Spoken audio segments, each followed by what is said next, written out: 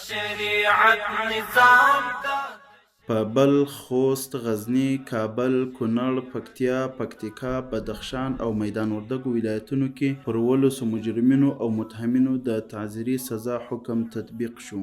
د فراه ولایت محاکمو په یوه میاشت کې 270 دوسیو ته پر رسېدنه سربیره 296 وثیقې هم اجرا کړي دي. د کابل ښار د سندونو او وثیقو د ثبت 6 امریتونو په 2 اونیو کې 1120 بېلابېلې وثیقې اجرا کړي دي.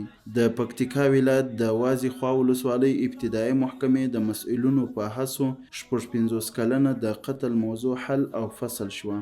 د خوست ولایت محاکمو په 2 اونیو کې 218 دوسیو ته رسېدنه کړې او 180 وثیقې هم اجرا کړي دي. د کاپیسا ولایت د مرافعه محکمې د رئیس په هڅو د 2 کورنیو ترمنځ 15 کلنه دښمني پای ته ورسېده.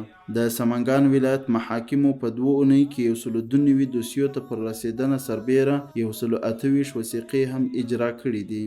په پروان ولایت کې 12 مجرمینو ته تعزیري سزا ورکړل شوه.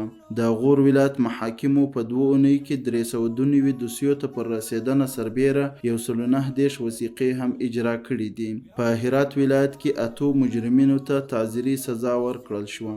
د کندوز ولایت محاکمو په 2 اونیو کې 421 دوسیو ته پر رسېدنه سربیره 191 وثیقې هم اجرا کړي دي.